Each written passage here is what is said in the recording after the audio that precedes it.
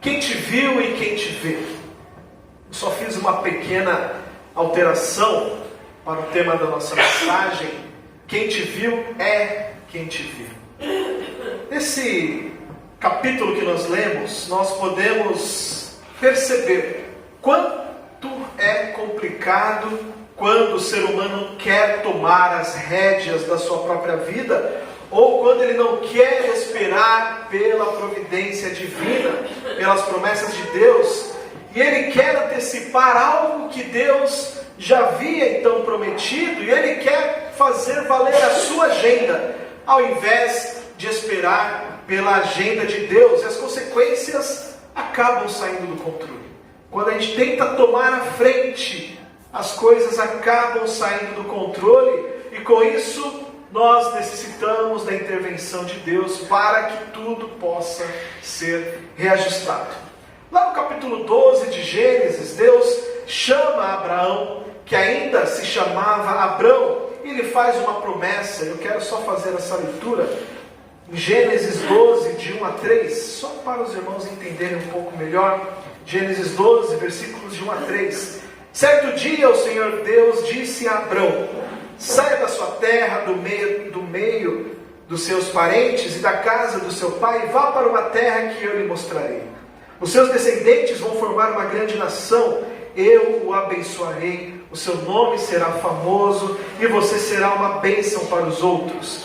Abençoarei os que te abençoarem e amaldiçoarei os que o amaldiçoarem. E por meio de você eu abençoarei todos os povos do mundo. Essa foi a chamada de Deus para Abraão, que nesse momento o seu nome ainda era Abrão. Só que com o passar dos anos, Abraão e sua esposa Sara foram envelhecendo e não conseguiam engravidar. A idade avançada apenas piorava essa condição da gravidez. Como poderia Abraão ser pai de uma nação se ele não pudesse ter filhos? Como é que isso poderia acontecer? E ele não queria que essa sua descendência viesse de filhos adotivos. Ele queria que isso acontecesse de uma forma natural, assim como Deus havia prometido a ele.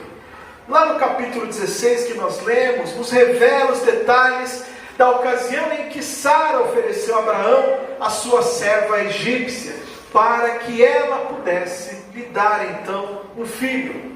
O capítulo anterior, o capítulo 15, nos mostra já Abraão preocupado, pois ele pensava que teria de fato que fazer um dos seus servos o herdeiro da sua casa, mas Deus firmou com ele uma aliança, prometendo uma descendência. Calma, Abraão, você terá o seu filho. A questão é que Abraão já era avançado de idade e a sua esposa também era estéril.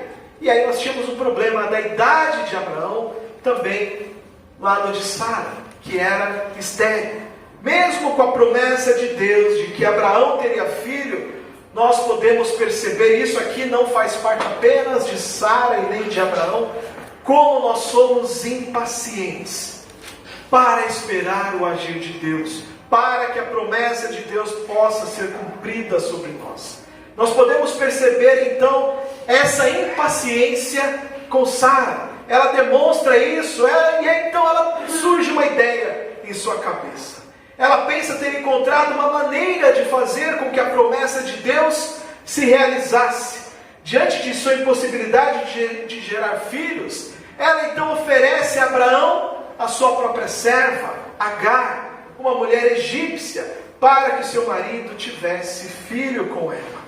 Agar não era uma escrava comum, mas uma serva especial da esposa do chefe da casa, exatamente de Sara.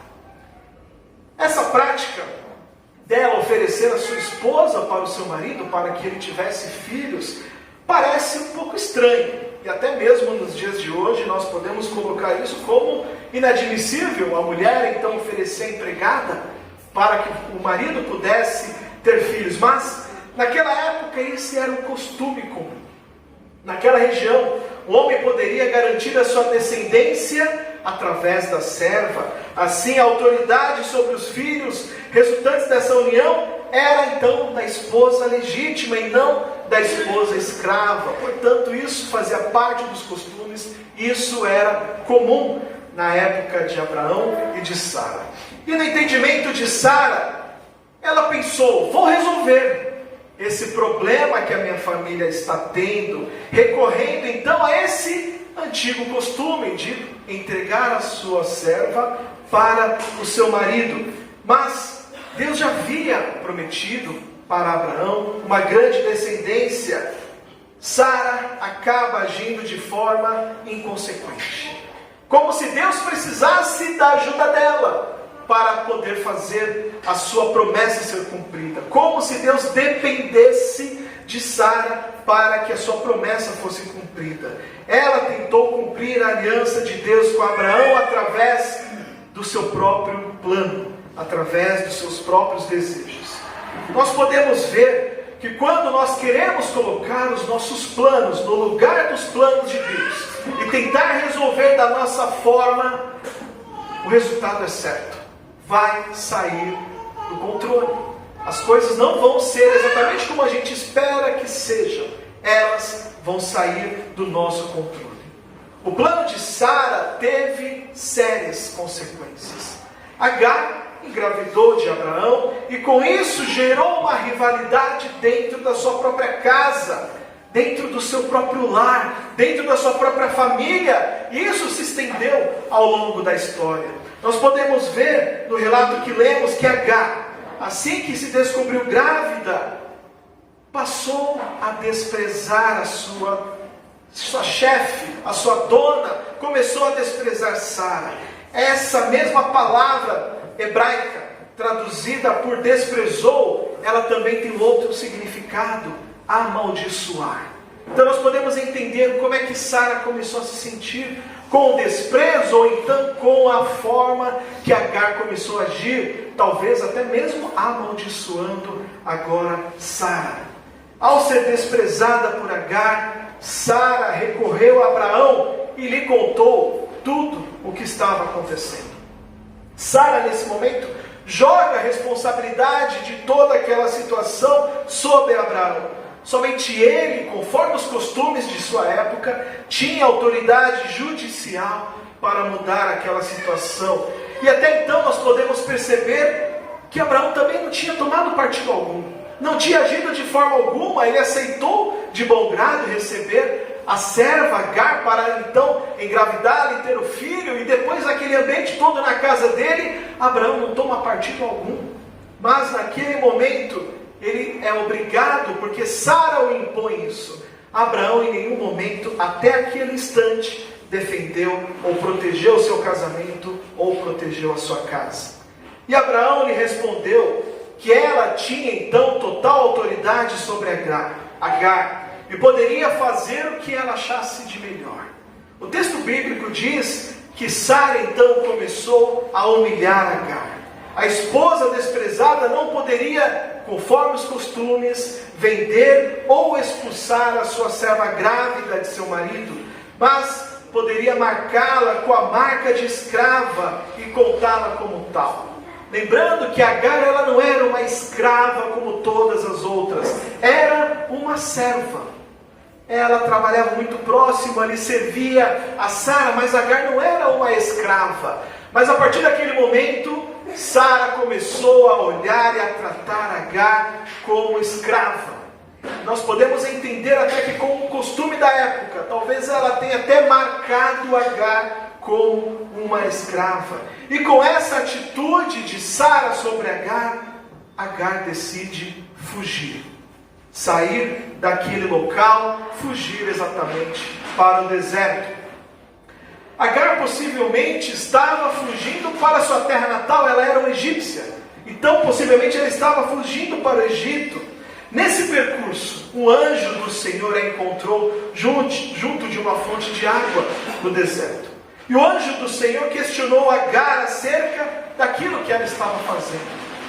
E ele aconselhou ela a retornar à casa de Abraão e se humilhar sob a autoridade de Sara. Mas o anjo do Senhor também lhe prometeu algo. Eu farei, está lá no versículo 10 do capítulo 16. eu farei com que o número dos seus descendentes seja grande. Eles serão tantos que ninguém poderá contá-los. Isso significa que Agar também se tornaria mãe de um grande povo, assim como Abraão não seria apenas pai de uma descendência eleita, mas também de uma numerosa descendência não eleita. Isso é, que não pertenceria à família da promessa, já que Ismael era o seu filho legítimo. E é o que o Novo Testamento revela para nós pela nova aliança em Cristo.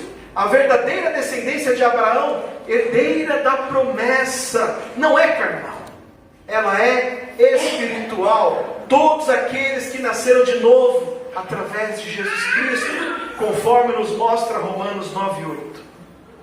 A descendência de Abraão não será carnal, e sim espiritual. Todo aquele que nascer de novo. O anjo do Senhor ainda disse que Agar daria à luz um filho, que seria chamado de Ismael, porque o Senhor ouviu o seu grito de aflição, lá no versículo 11 do capítulo 16. Agar também foi avisada de como seria a natureza de seu filho. Ele está lá no versículo 12, dizendo que Ismael será como um jumento selvagem. Ele lutará contra todos e todos lutarão contra ele, e ele viverá longe de todos os seus parentes. Ou seja, ele não teria uma vida tão fácil assim, mas ela teria o seu filho e ele teria, a partir dele, uma grande nação. Essa declaração resume muito bem o comportamento demonstrado pelos ismaelitas e os seus descendentes arábicos ao povo de Israel.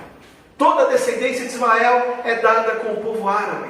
Por isso que nós podemos entender esse conflito pela terra, pelo poder da terra, entre o povo judeu e entre o povo árabe. A relação entre esses povos sempre foi marcada por conflitos, como nós vemos até os dias de hoje. Agora, voltando os nossos olhos para Agar, a situação em que aquela mulher se encontrava. Uma mulher egípcia, não estava sob as promessas do escolhido Abraão, ela era uma escrava, foi engravidada por um homem que não era o seu marido, e na condição de escrava, não podia fazer nada, não podia falar nada, não poderia dizer nada. Entretanto, aquela gravidez talvez poderia dar um rumo diferente para a vida de Agar. Talvez ela tenha até pensado, olha, não foi tão mal para mim tudo o que aconteceu.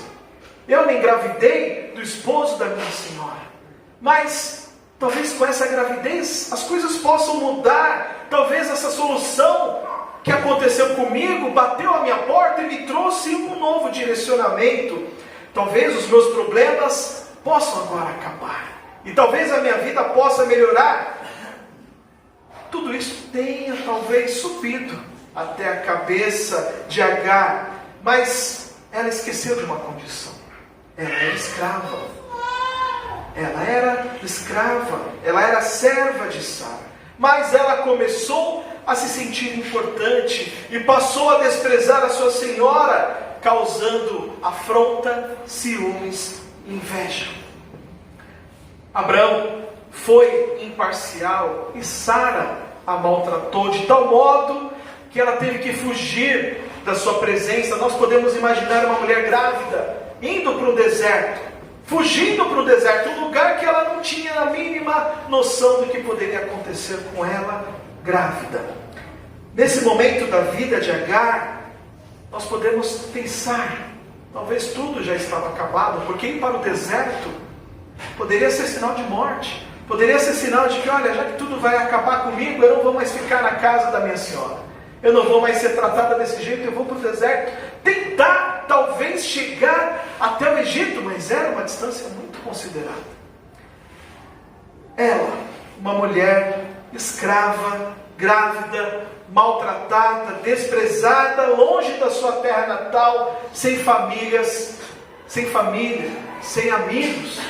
Como é que aquela mulher poderia sobreviver a tudo isso? E ainda mais fugindo pelo deserto, sem esperanças. Só tinha uma solução para Agar. A única solução para ela, Deus. A única condição para Agar, Deus. A única forma dela sair daquela situação em que ela se encontrava era somente Deus. E Deus ouviu a aflição de Agar. Ele mandou um anjo. O anjo chamou Agar pelo seu nome. Ele não disse mulher, como nós podemos ver em outros relatos bíblicos. Não. Começou já tratando ela diferente, chamando ela pelo seu nome. E esse anjo disse coisas admiráveis para ela. Olha, você vai ter o seu filho. E o seu filho será uma grande descendência a partir de você. Mas precisa voltar para lá. Esse encontro, se nós imaginarmos no desespero que estava Agar, deve ter sido uma experiência espiritual um tanto maravilhosa, de um contato com o ser divino, de ser ali reconhecida, de ser ali consolada naquele momento. Agar, nós podemos perceber, não recebeu nenhum milagre. Naquele momento ela não recebeu nenhum milagre, não recebeu nada sobrenatural. Mas Agar recebeu o que ela exatamente mais precisava: valor, reconhecimento, misericórdia. Foi isso o que Agar recebeu. Na vida de Agar, Deus olhou com misericórdia sobre ela, ouviu a sua aflição e a ajudou. Quem te viu é quem te vê o tempo todo. É Deus. Viu a aflição de Agar. Deus via tudo o que estava acontecendo lá na casa de Abraão. E ele viu a aflição de Agar. Deus é um Deus que tudo vê. Deus é um Deus que sabe de tudo que nós passamos. Deus é um Deus que nos viu e é um Deus que nos vê. Depois de ouvir e de sentir ser vista por Deus, já com o coração pleno e se sentindo amada e cuidada pelo Senhor, Agar afirmou: eu vi o Senhor que me vê. Eu vi o Senhor que me vê. Algo que valoriza uma boa escuta é questão de você ser visto pelos outros. Se você quer ser um bom ouvinte, veja o outro, perceba o outro, enxergue o outro. E assim Deus fez sobre a vida de Agar. Deus viu Agar.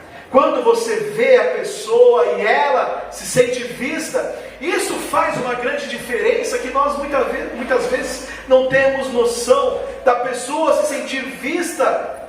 Isso pode ser um movimento para a vida, algo que traga ânimo e forças para que a pessoa possa continuar caminhando.